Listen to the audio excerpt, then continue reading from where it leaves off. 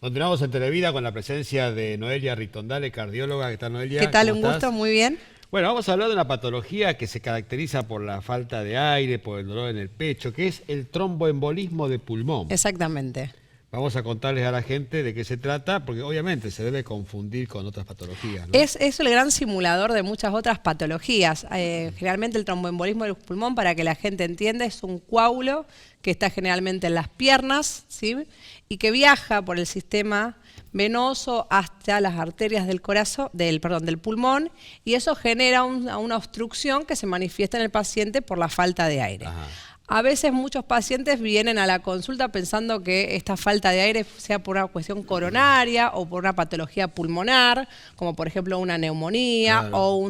o un dolor de pecho, y cuando uno le empieza haciendo estudios va descartando y llega al diagnóstico, si no lo sospecha desde primera instancia, de un tromboembolismo de pulmón. ¿Y esto cómo se vigila?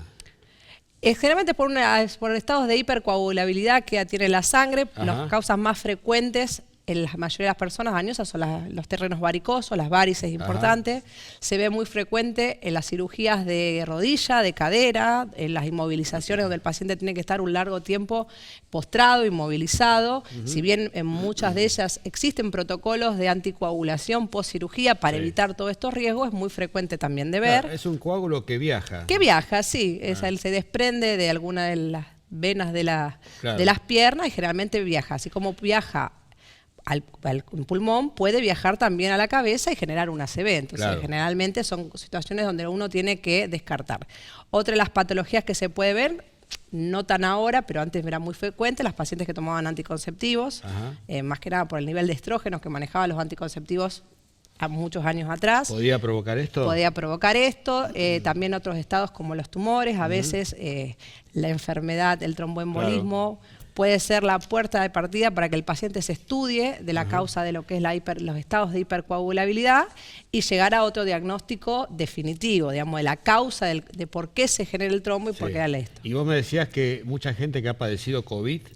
mucha gente que ha padecido... ¿Está sufriendo esto? Sí, mucha gente que ha padecido COVID o también en el transcurso del COVID generaban tromboembolismo. En muchos pacientes se inició la anticoagulación durante la infección de COVID para evitar este cuadro que era muy frecuente de ver. Eso ¿Y todavía puede aparecer algún Todavía caso? puede aparecer. Hemos visto bastante pacientes en consultorio que vienen por esta disnea post-COVID que quedó como secuela, que a veces lo estamos viendo a veces con muchos neumonólogos, está por qué el paciente sigue con esta falta de aire como secuela de COVID, y vemos que si bien no tiene un gran daño pulmonar, cuando uno empieza a hacer los estudios para esta evaluación de disnea, uno de ellos que se pide es un centellograma, ventilación, perfusión. Ahí vemos que si bien la ventilación del pulmón es correcta, hay una alteración en la vascularidad del pulmón y ahí vemos que la causa es un tromboembolismo de pulmón.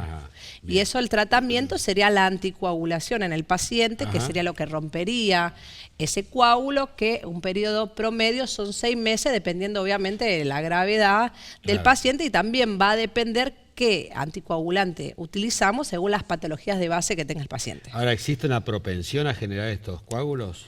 Si tiene estas enfermedades que yo te nombré anteriormente, sí, es muy propenso, y uno a veces como médico debe estar atento a esto, y en caso de que el paciente tenga una alta posibilidad de hacer algún coágulo, que uno lo va a evaluar por diferentes escalas, se inicia una anticoagulación profiláctica.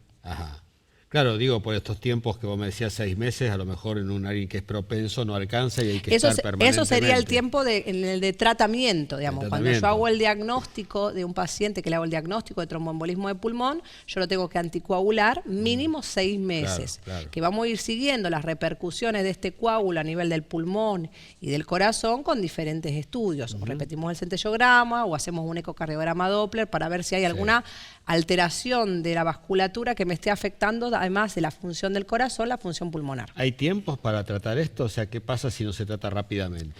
Esto generalmente va empeorando, el paciente puede desarrollar lo que se llama hipertensión arterial pulmonar y llevar una insuficiencia cardíaca, y depende dónde se aloja ese coágulo en el pulmón, ya sea en las ramas pulmonares principales o más distales, el compromiso hemodinámico va a ser diferente, el tamaño del coágulo también es diferente, y así las repercusiones en la calidad de vida del paciente.